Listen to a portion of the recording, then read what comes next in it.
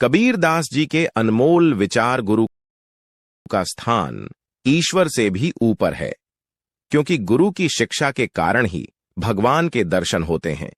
जिस तरह चिद्दिया के चोंच भर पानी ले जाने से नदी के जल में कोई कमी नहीं आती, उसी तरह जरूरतमंद को दान देने से किसी के धन में कोई कमी नहीं आती। पुरुषार्थ से स्वयं चीजों को प्राप्त करो, उसे किसी से मांगो मत। जो कल करना है उसे आज करो, और जो आज करना है उसे अभी करो। कुछ ही समय में जीवन खत्म हो जाएगा, फिर तुम क्या कर पाओगे दुख के समय। सभी भगवान को याद करते हैं, पर सुख में कोई नहीं करता।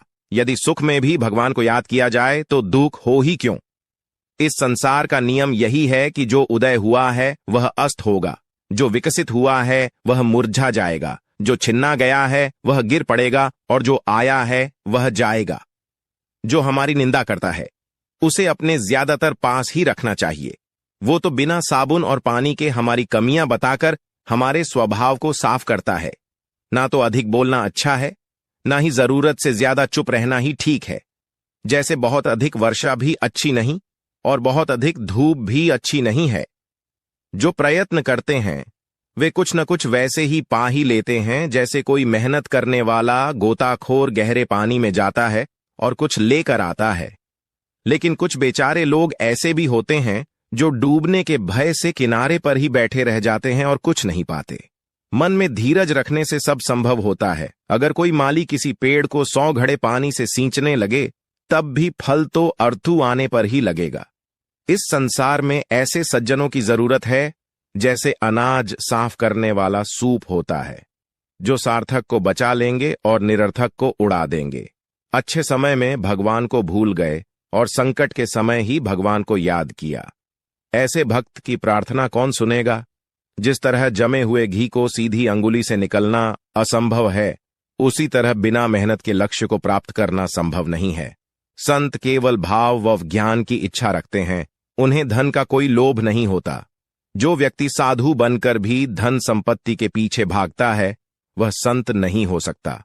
जो व्यक्ति इस संसार में बिना कोई कर्म किए पूरी रात को सोते हुए और सारे दिन को खाते हुए ही व्यतीत कर देता है, वो अपने हीरे के समतुल्य अमूल्य जीवन को कौडियों के भाव व्यर्थ ही गवा देता है। कुछ लोग भगवान का ध्यान फल और वरदान की आशा से करते हैं, भक्ति के लिए नहीं। ऐसे लोग भक्त नहीं, व्यापारी हैं जो अपने निवेश का चौगुना दाम चाहते हैं। पराई स्त्री के साथ प्रेम प्रसंग करना लहसून खाने के समान है। उसे चाहे कोने में बैठकर खाओ, पर उसकी गंध दूर तक फैल जाती है। मनुष्य का मन एक कौवा की तरह होता है, सब कुछ भी उठा लेता है। लेकिन एक ज्ञानी का मन उस हंस के समान होता है जो केवल मोती खाता है।